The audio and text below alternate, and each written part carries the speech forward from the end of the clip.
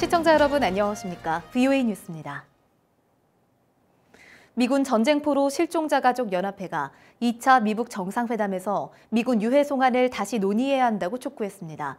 미국과 북한이 싱가포르에서 미군 유해 발굴에 합의했음에도 이를 적극 이행하지 않고 있다는 겁니다. 박승혁 기자의 보도입니다. 미군 전쟁포로 실종자 가족 연합회는 18일 성명을 내고 미국과 북한이 싱가포르 회담에서 선언한 유해 발굴 노력을 베트남 하노이 회담에서도 계속 진행해야 한다고 밝혔습니다. 연합회는 성명에서 양국이 미북 유해 공동 발굴 재개, 기존에 확보된 유해 송환, 북한 내 유엔 묘지에 묻힌 유해 발굴과 송환, 600여 곳 이상의 전투기 추락 지점 현장 조사 등을 검토해야 한다고 촉구했습니다. 릭 다운스 전쟁포로 실종자 가족 연합회장은 VOA와의 인터뷰에서 2차 정상회담이 며칠 앞으로 다가왔는데도 유해에 관해선 아무런 입장 발표가 없다고 말했습니다. Even as we get closer, there's no talk of it even being on the agenda. So we are hoping to raise awareness and elevate it to a point where the leadership of both countries sees it as a priority. 다운스 회장은 또 북한이 이미 발굴한 유해를 여럿 확보하고 있으며 추가로 발굴할 수 있는 능력도 충분한 것으로 본다고 했습니다. We believe that North Korea over the decades has amassed this number of remains that they are just holding on to and returning from time to time as it is important to them. 이에 따라 미국 대통령이 직접 나서서 이 문제를 제기해줘야만 북한군이 유해 발굴에 협조할 것이라고 말했습니다. 앞서 미 국방부 전쟁포로 실종자 확인국 DPAA는 지난달 트럼프 대통령이 정상회담 전에 유해 발굴 재개를 위한 가장 최신 정보를 받게 될 것이라고 전했습니다. 가족연합회는 유해 송환이 다른 현안과 관계없는 인도주의의 문제라며 하노이 회담은 이를 해결할 좋은 기회라고 밝혔습니다.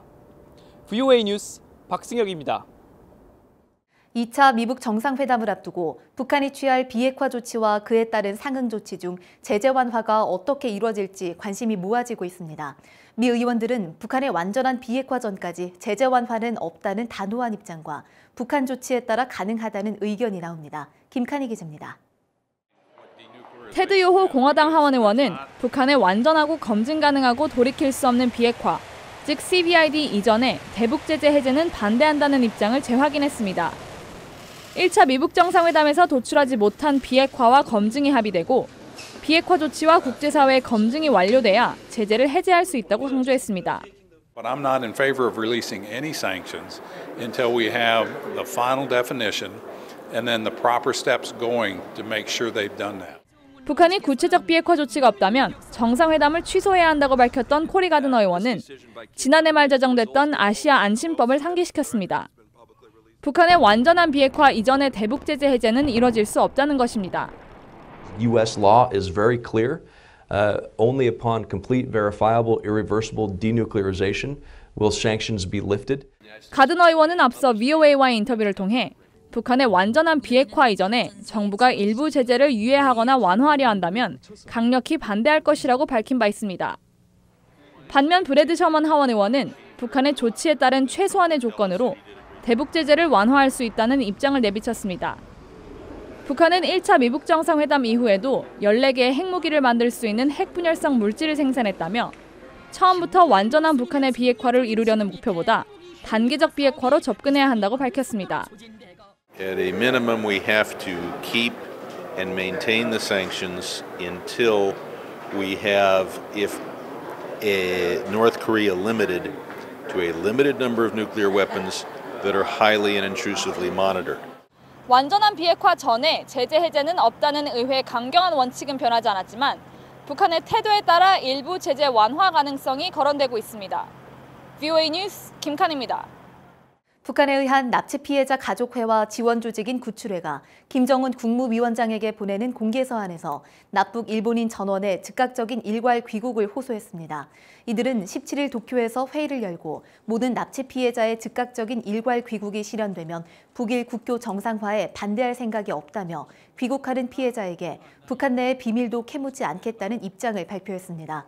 납치 피해자 가족들이 김 위원장에게 직접 메시지를 보낸 것은 이번이 처음입니다.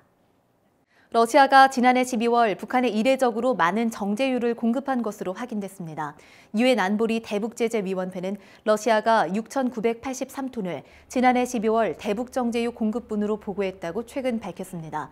유엔 안보리 대북제재위원회가 지난 2017년 10월 각국의 대북정제유 공급량을 접수한 이래 가장 많은 양으로 이전까지 가장 많은 양은 4,300여 톤이었습니다. 미국 질병통제예방센터 CDC는 최근 갱신한 여행정보에서 북한을 방문하는 여행자들에게 A형 간염과 장티푸스 예방접종을 권고했습니다. 북한의 식수와 식품이 오염돼 있어 여행자들이 A형 간염과 장티푸스에 걸릴 수 있다는 겁니다.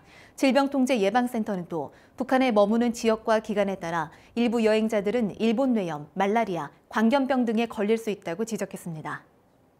VOA 뉴스 마칩니다. 시청해주신 여러분 고맙습니다.